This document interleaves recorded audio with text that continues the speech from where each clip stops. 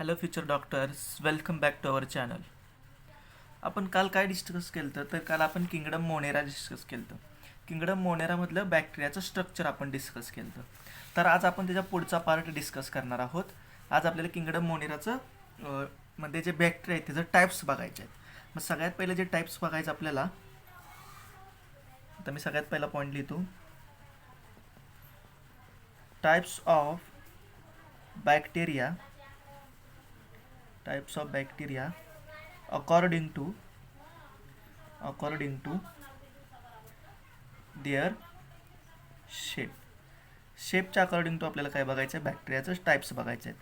तर बघा, शेपच्या अकॉर्डिंग बॅक्टेरियाचे वेगवेगळे 4 टाईप्स असतात. तर सगळ्यात पहिला बघा, जर बॅक्टेरिया रॉड शेप्ड असेल तर त्याला काय म्हणायचं? First rod shaped. तर रॉड शेप्ड कसा असणार आहे बॅक्टेरिया, सांगा मला. रॉड शेप्ड बॅक्टेरिया असा असणार आहे.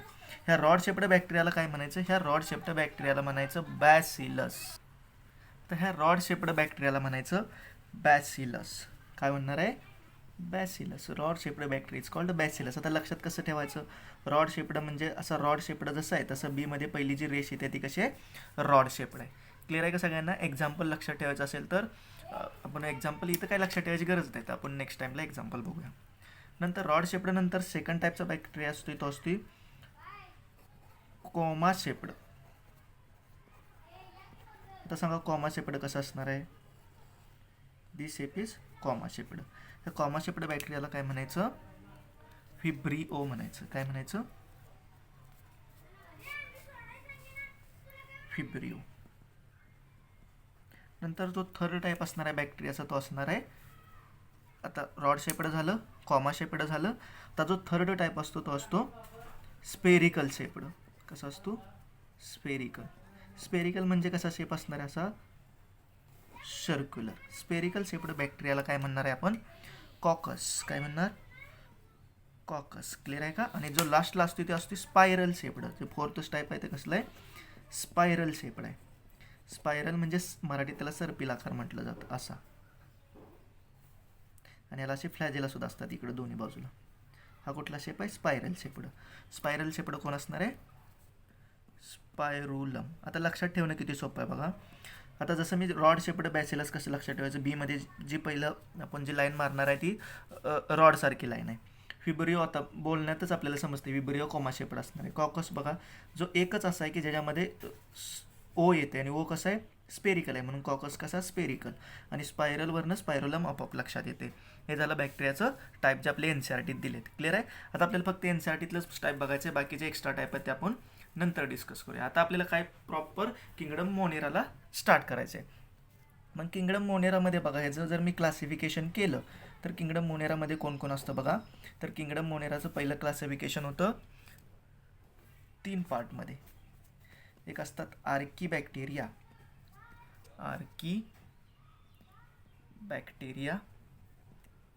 एक असतात यू बॅक्टेरिया आणि एक असतो मायकोप्लाझ्मा. आणि एक कोण असतो? मायकोप्लाझ्मा. आता बघा, आर्की बॅक्टेरियाचं परत फर्दर क्लासिफिकेशन किंवा डिवायडेशन केल्यानंतर आर्की बॅक्टेरियामध्ये कोण कोण येतं बघा. 3 टाईप्स असतात परत आर्की बॅक्टेरियामध्ये. एक असतो हॅलोफाइट्स. नंतर जो सेकंड असतो तो असतो थर्मो ॲसिडोफिल. कोण असतो? थर्मो ॲसिडोफिल्स. आणि ह्याच्यानंतर जो असतो तो असतो मिथॅनोजेन्स. आपल्याला ह्या सगळ्यांचा काय करायचं आहे? डिटेल स्टडी करायचं आहे. यू बॅक्टेरियामध्ये कोण असतं? ब्ल्यू ग्रीन अल्गी म्हणजे सायनोबॅक्टेरिया असतं. आणि मायकोप्लाझ्मा एक सेपरेट बॅक्टेरिया आहे. क्लिअर आहे? मग सगळ्यात पहिला आपण काय करूया? आर्की बॅक्टेरियाला सुरुवात करूया. मग आर्की बॅक्टेरिया बघा, आर्की बॅक्टेरिया जो आहे तो इतर बॅक्टेरियांपेक्षा वेगळा असतो. आता सगळ्यात पहिला आपला पॉईंट काय आहे? आर्की बॅक्टेरिया. हा जो आर्की बॅक्टेरिया तो इतर बॅक्टेरियांपासून डिफर असतो सेल वॉल स्ट्रक्चरमध्ये. म्हणजे इतर जे बॅक्टेरियाचं सेल वॉल असतं ते कशापासून बनलेलं असतं? तर पॉलिसॅक्राइडपासून बनलेलं असतं. हे जो आर्की बॅक्टेरिया आहे ह्याच्या सेल वॉलमध्ये पॉलिसॅक्राइड अब्सेंट असतं. Archaebacteria differs from other bacteria on the basis of on the basis of archaebacteria differs from other bacteria on the basis of cell wall. मग आता बघा एकदा नीटला क्वेश्चन हा चालता आणि तिथं सेल ऑल अबसेंट ऑप्शनच नव्हता. मग ज्यावेळेस सेल ऑल अबसेंट नसेल तर त्यावेळेस आपल्याला काय करायचं, ठीक सेल मेम्ब्रेन करायचं. आणि ह्याच्या सेल ऑलमध्ये काय असणार आहे, पॉलिसॅकराइड अबसेंट असणार आहेत. पॉलिसॅकराइड काय असणार आहेत, अबसेंट. क्लिअर आहे का सगळ्यांना. आता बघा ह्याच्यामधला जो सगळ्यात पहिला आहे जो आपल्याला हॅलोफाइट्स जो दिलाय तो कुठं प्रेझेंट असतो, थर्मॅसिडोफिल्स कुठं प्रेझेंट असतात, मिथेनोजेन्स कुठं प्रेझेंट असतात, हे आपल्याला आता नेक्स्ट बघायचं आहे. मग बघा जे हॅलोफाइट्स असतात, हॅलोफाइट्स हे साल्टी एरियामध्ये प्रेझेंट असतात, प्रेझेंट इन साल्टी एरिया. हॅलोफाइट्स कुठं आपल्याला सापडतात, साल्टी एरिया. मग आता एक्झाम्पल बघितलं तर हॉलोकॉकस. एक्झाम्पल लक्षात ठेवा, अगर न ठेवा तुमची मर्जी. नंतर जो सेकंड पॉईंट आहे तो थर्मोॲसिडोफिल्स. थर्मोॲसिडोफिल्स तर हे कुठं सापडतात, तर बघा ही थर्मोॲसिडोफिल्स सापडतात हॉट स्प्रिंगमध्ये. हॉट स्प्रिंग म्हणजे उकळत्या पाण्याचे जे झरे असतात त्याच्यामध्ये हॉट स्प्रिंग्स. नंतर सापडतात डीप थर्मल वेंट्समध्ये. ओशनमध्ये जे डीप थर्मल वेंट्स असतात त्याच्यामध्ये सापडतात कोण, थर्मोॲसिडोफिल्स. आता ह्याचं एक्झाम्पल थर्मस ॲक्वॅटिकस, जे आपल्याला 12वीत गेल्यानंतर तुम्हाला ह्या ऑर्गॅनिझमबद्दल इन्फॉर्मेशन बघायचं आहे, कोण, थर्मस ॲक्वॅटिकस. तर थर्ड जो आहे तो कोण आहे, मिथॅनोजेन्स. थर्ड कोण आहे, मिथॅनोजेन्स. तर हे मिथॅनोजेन कुठं सापडतात, तर गट ऑफ रुमिनंट ॲनिमल. रुमिनंट ॲनिमलच्या गटमध्ये. आता गट जर समजत नसेल तर डायरेक्ट स्टमक लक्षात ठेवलं तरी चालते. क्लिअर आहे का, गट म्हणजे स्टमक. मग मी काय लिहिणार, गट ऑफ रुमिनंट. रुमिनंट म्हणजे रवंत करणारे, गट ऑफ रुमिनंट ॲनिमल्समध्ये आपल्याला कोण सापडतात, मिथॅनोजेन्स. ह्याचं एक्झाम्पल काय, मिथॅनोबॅक्टेरिया. ह्याचं एक्झाम्पल काय, मिथॅनोबॅक्टेरिया. आता बघा हे मिथॅनोजेन्स काय करतात, तर मिथेन गॅस प्रोडक्शन करतात किंवा बायोगॅसचं प्रोडक्शन करतात. आणि मिथेन गॅस कोण असतो, CH4, मिथेन. क्लिअर आहे का सगळ्यांना. आतापर्यंत आपण काय डिस्कस केलं बघा, types of bacteria according to their shape. Rod shaped bacillus, comma shaped vibrio, spherical shaped coccus, spiral shaped spirillum. नंतर मोनेराचं आपण क्लासिफिकेशन बघितलं. आर्किबॅक्टेरिया, युबॅक्टेरिया, मायकोप्लाझ्मा. आर्किबॅक्टेरियामध्ये परत 3 वेगवेगळे टाइप्स आहेत, हॅलोफाइट्स, थर्मॅसिडोफिल्स अँड मिथॅनोजेन्स. युबॅक्टेरियामध्ये कोण आहे, ब्ल्यू ग्रीन अल्गी. आणि मायकोप्लाझ्मा एकटा बॅक्टेरिया सेपरेट आहे. नंतर आपण कोण बघितलं, आर्किबॅक्टेरिया. मग आपण फर्स्ट लाईन काय बघितली, archaebacteria differs from other bacteria on the basis of cell wall or cell membrane. मग काय असतं, आर्किबॅक्टेरियाची जी सेल वॉल असते याच्यामध्ये पॉलिसॅकराइड काय असतात, अबसेंट असतात. नंतर आपण जे 3 टाइप्स बघितलं होतं त्यांचं डिटेल एक्सप्लेनेशन बघितलं. बघा सगळ्यात पहिला कोण होता, halophytes. Halophytes are found in salty areas. Example halococcus. Thermoacidophiles. Thermoacidophiles are found in hot spring or deep thermal vents. Example thermus aquaticus. Third, methanogens. Methanogens are found in gut of ruminant animals. Example मिथॅनोबॅक्टर.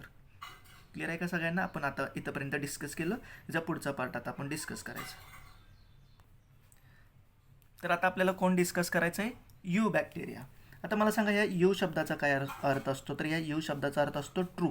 मग you bacteria कसं असणार आहे, true bacteria असणार आहेत. Clear आहे का. मग ह्यांचा ट्रू बॅक्टेरियाचे कॅरेक्टरिस्टिक्स काय, यांना कसं ओळखायचं ट्रू आहेत का नाहीत, कॅरेक्टरिस्टिक्स. तर काय असतात बघा यांच्या कॅरेक्टरिस्टिक्स. यांच्यामध्ये रिजिड सेल वॉल असते. सेल वॉल कशी असते, रिजिड. फर्स्ट पॉईंट काय, रिजिड सेल वॉल. आणि सेकंड, यांच्यामध्ये मोटाईल असतील तर फ्लॅजेला असतो present. If motile flagella are present. If motile flagella are present. ही काय यू बॅक्टेरियाची कॅरेक्टरिस्टिक्स आहेत. मग यू बॅक्टेरियामध्ये सगळ्यात महत्त्वाचं एक्झाम्पल कुठलं, ब्ल्यू ग्रीन अल्गी. त्याच्या नावात जरी अल्गी येत असेल तर हा अल्गी नाही, हा कोण आहे, सायनोबॅक्टेरिया. कोण आहे, सायनोबॅक्टेरिया. तर ह्या ब्ल्यू ग्रीन अल्गी फोटोसिंथेटिक आहे, कारण याच्यामध्ये क्लोरोफिल प्रेझेंट असतं. काय असतं, क्लोरोफिल प्रेझेंट असतं. आणि क्लोरोफिल प्रेझेंट असल्यामुळे हा कोण असणार आहे, फोटोसिंथेटिक आहे. कोण आहे हा, फोटोसिंथेटिक. कोण, ब्ल्यू ग्रीन अल्गी. क्लिअर आहे का सगळ्यांना. आता बघा नंतर ब्ल्यू ग्रीन अल्गीसारखेच दुसरे आपल्याला एक्झाम्पल बघायचे आहेत, ते नॉस्टॉक, ॲनाबिना, हे आपल्याला एक्झाम्पल बघायचे आहेत. आता आपल्याला कोणाचे एक्झाम्पल बघायचे आहेत, नॉस्टॉक, ॲनाबिना ऑसिलेटोरिया.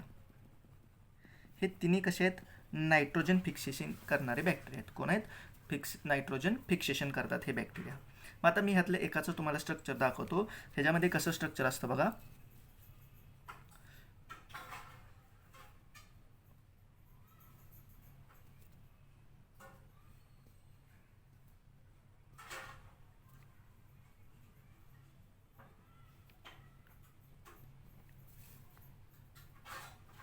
हे काय समजा आपल्या त्या बॅक्टेरियाचं स्ट्रक्चर आहे. मग ह्याच्याभोवती काय असते? एक म्युसिलाजिनस अशी शीत असते. म्युसिलाजिनस म्हणजे जेली टाईप अशी शीत असते, कवरिंग असतं. कशाची शीत आहे? म्युसिलाजिनस शीत आहे. कसली? म्युसिलाजिनस शीत. आणि जे मी हे स्ट्रक्चर दाखवले, इथे हे स्ट्रक्चर दाखवले, हे अतिशय इम्पॉर्टंट स्ट्रक्चर आहे. याला म्हणायचं हेटेरोसिस्ट. काय म्हणायचं? हेटेरोसिस्ट. ह्या स्ट्रक्चरमध्ये काय केलं जातं? हे हेटेरोसिस्टमध्ये नायट्रोजन फिक्सेशन केलं जातं. काय केलं जातं? Nitrogen fixation. काय केलं जातं हेटेरोसिस्टमध्ये? Nitrogen fixation. आणि नायट्रोजन फिक्सेशन करण्यासाठी एका एन्झाईमची गरज असते. ते एन्झाईम असतं नायट्रोजिनेज. कुठलं एन्झाईम असतं? नायट्रोजिनेज एन्झाईम. आणि हे जे नायट्रोजिनेज एन्झाईम असते ते असतं ऑक्सिजन सेन्सिटिव्ह, O2 सेन्सिटिव्ह असतं. म्हणजे काय? तर जिथं ऑक्सिजन प्रेझेंट असेल तिथं ते नायट्रोजिनस एन्झाईम डिॲक्टिवेट असतं, आणि जिथं ऑक्सिजन ॲब्सेंट असेल तिथं ते नायट्रोजिनस एन्झाईम ॲक्टिवेट होतं.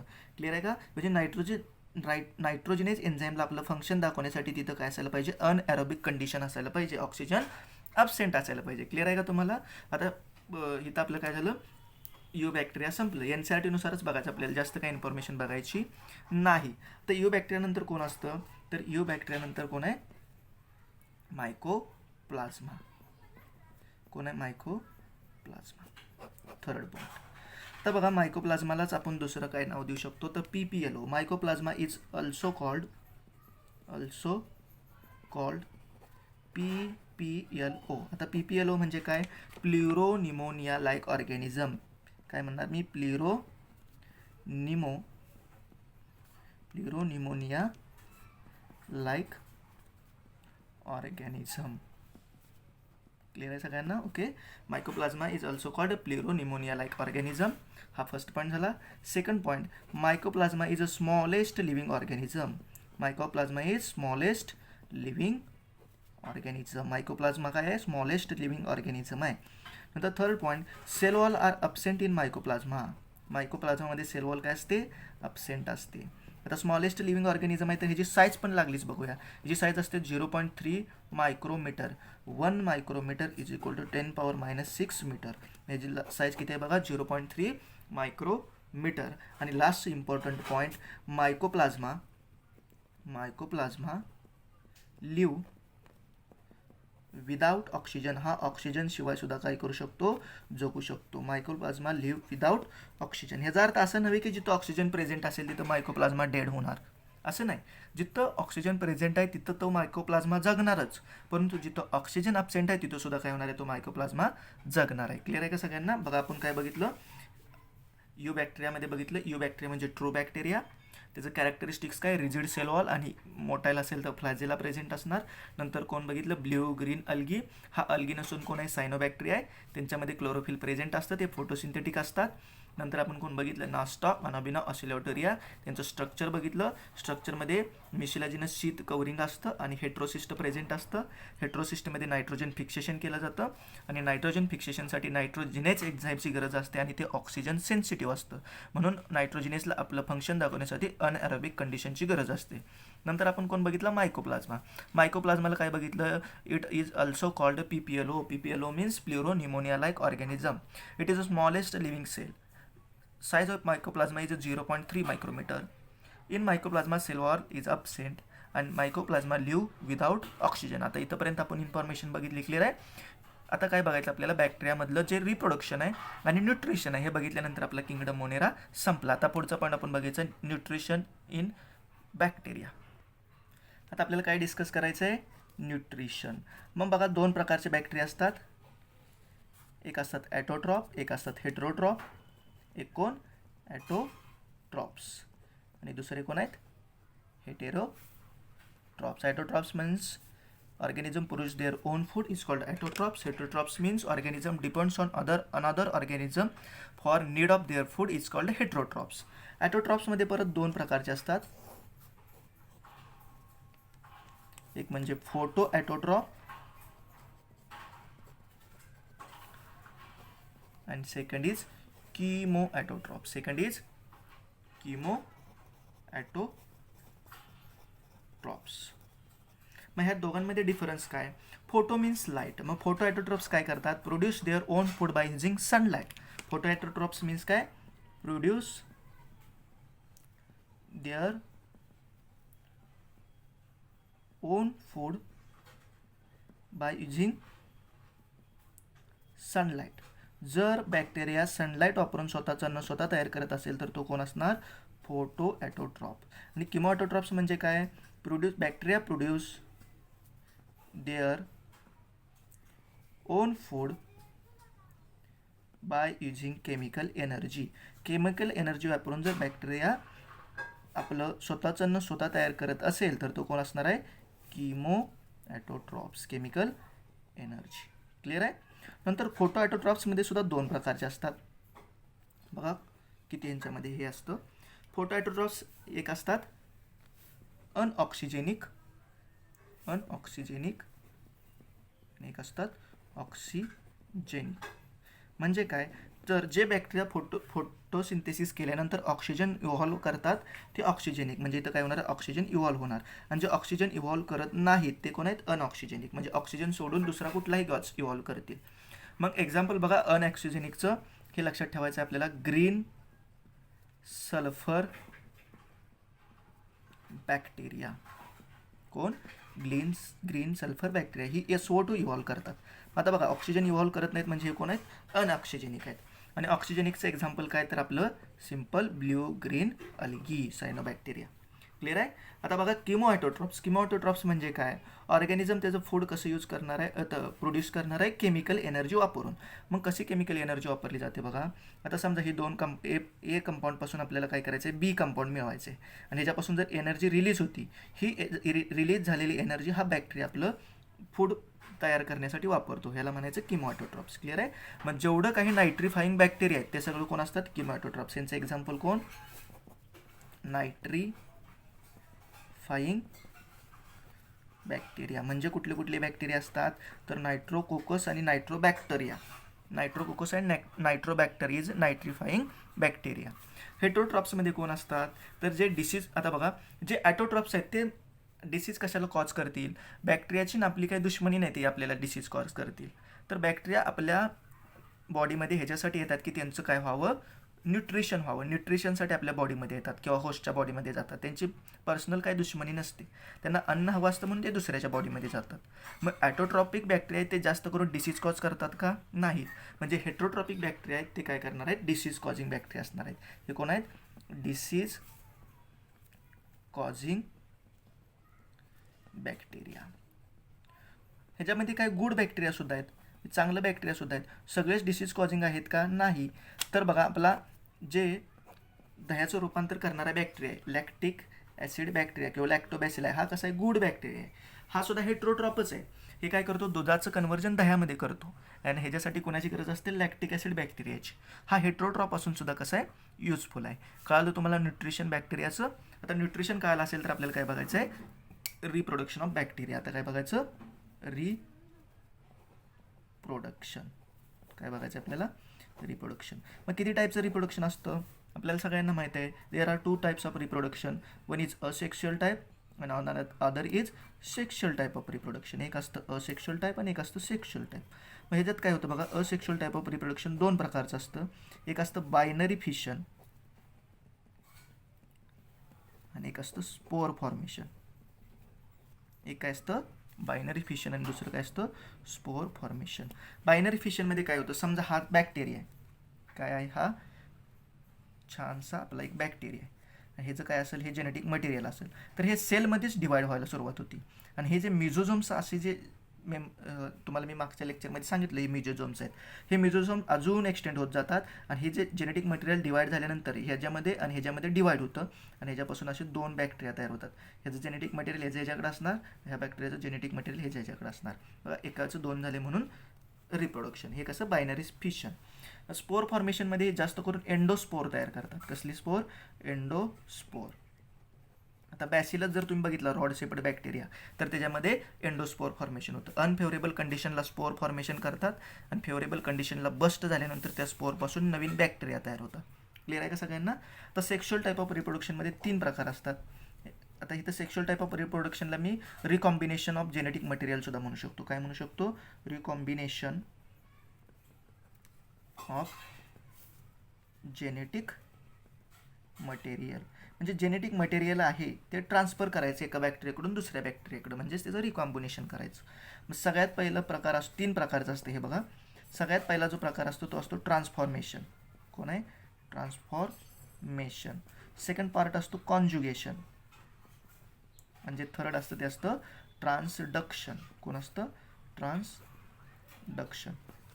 आता एकाचे आपल्याला डिटेल डेफिनेशन बघायचं आहे. ट्रान्सफॉर्मेशन हे बाय चान्स होतं. तर सगळ्यात पहिलं आपल्याला कोण बघायचं आहे?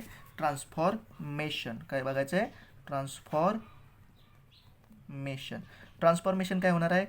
Transfer of genetic material from one bacterium to another bacterium by chance. काय म्हणणार मी? Transfer of genetic material from one bacterium to another, from one bacterium to another by chance. It's called transformation. जर by chance genetic material transfer होत असेल तर त्याला म्हणायचं transformation. कॉन्जुगेशनमध्ये बघा तर एक आता मी आता पूर्ण डेफिनेशन सांगत नाही, तुम्हाला कळाली कसं डेफिनेशन लिहायचे. मी फक्त तुम्हाला इम्पॉर्टंट पॉईंट सांगतो डेफिनेशनमधलं. कॉन्जुगेशनमध्ये काय होतं बघा? Transfer of genetic information from one bacterium to another bacterium by direct contact. 2 बॅक्टेरियाचा डायरेक्ट कॉन्टॅक्ट आल्यानंतर काय होतं? जेनेटिक मटेरियल ट्रान्सफर होतं. पहिल्यामध्ये काय होतं? By chance. दुसऱ्यामध्ये डायरेक्ट कॉन्टॅक्ट. आणि जे लास्टचं आहे ट्रान्सडक्शन. ट्रान्सडक्शनमध्ये काय होतं? Transfer of genetic material from one bacterium to another bacterium with the help of bacteriophage. तर बॅक्टेरियोफाज काय असतं? तर हा व्हायरस आहे जो बॅक्टेरियाला इन्फेक्शन करतो. Virus that can infect bacteria is called bacteriophage. आणि बॅक्टेरियोफाजच्या मार्फत जर वन बॅक्टेरियमपासून अनदर बॅक्टेरियमपर्यंत जेनेटिक इन्फॉर्मेशन ट्रान्सफर झाली तर त्याला काय म्हणायचं? ट्रान्सडक्शन म्हणायचं. काय म्हणायचं? ट्रान्सडक्शन. क्लिअर आहे का तुम्हाला? Transformation means transfer of genetic material from one bacterium to another bacterium by chance is called transformation. Conjugation, transfer of genetic information from one bacterium to another bacterium by direct contact is called conjugation. And transduction means transfer of genetic material from one bacterium to another bacterium through bacteriophage is called transduction. Clear आहे सगळ्यांना? आता आपल्याला फक्त काय bacterial disease असतात त्यांची नावं आणि कुठला बॅक्टेरिया ते डिसीज कॉज करतो हे जर बघितलं तर आपला चॅप्टर किंगडम मोनेरा काय होणार आहे? संपणार आहे. क्लिअर आहे? तर नेक्स्ट काय बघायचं आहे? Bacterial diseases. मग सगळ्यात पहिला बॅक्टेरियल डिसीज कुठला असतो? तर असतो तो टायफॉइड. कोण असतो? टायफॉइड. सेकंड कुठला बघायचा आपल्याला? कॉलरा.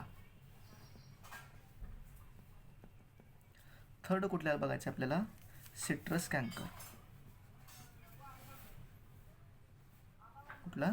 Citrus canker.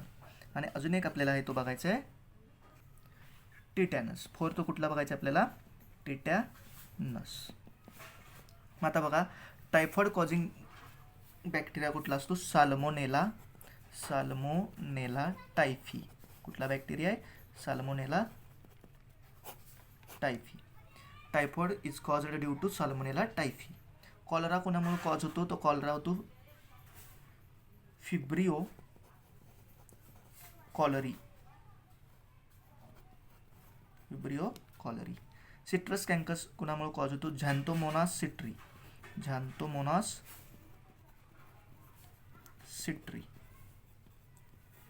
आणि टिटॅनस कॉज होतो क्लॉस्ट्रिडियम